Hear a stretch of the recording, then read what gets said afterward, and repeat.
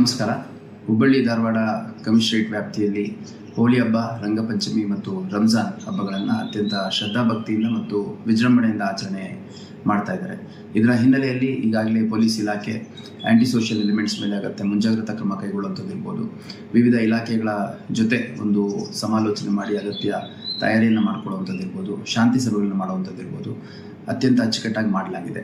ಅದರ ಜೊತೆಗೆ ಸುಮಾರು 2,500ಕ್ಕೂ ಹೆಚ್ಚು ಜನ ಅಧಿಕಾರಿ ಸಿಬ್ಬಂದಿಗಳು, striking forces, KSRP, CR, home guards ಸೇರಿದಂತೆ ಒಂದು ಉತ್ತಮ ಗುಣಮಟ್ಟದ ಬಂದೋಬಸ್ತ್ ಪ್ಲಾನನ್ನು ಕೂಡ ಮಾಡಲಾಗಿದೆ.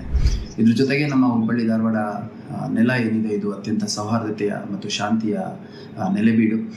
ಯಾಕಂದರೆ ಇಲ್ಲಿ ಸಿದ್ದಾರೂಢಜ್ಜರ್ ಇರ್ಬೋದು, ಸಂತೋಷ್ ಶಿಶುನಾಳ ಶರೀಫ್ ಇರ್ಬೋದು, ದಾರಾ ಬೇಂದ್ರೆಯವರು ಇರ್ಬೋದು ಸೇರಿದಂತೆ ಭಾಳಷ್ಟು ಜನ ಸೌಹಾರ್ದತೆಗೆ ಮತ್ತು ಶಾಂತಿಗೆ ತಮ್ಮದೇ ಆದಂಥ ಕೊಡುಗೆಯನ್ನು ನೀಡಿದ್ದಾರೆ ಮತ್ತು ಕೋಮು ಸಾಮರಸ್ಯವನ್ನು ಎತ್ತಿಡಿಯುವಂಥ ಕೆಲಸ ಮಾಡಿದ್ದಾರೆ.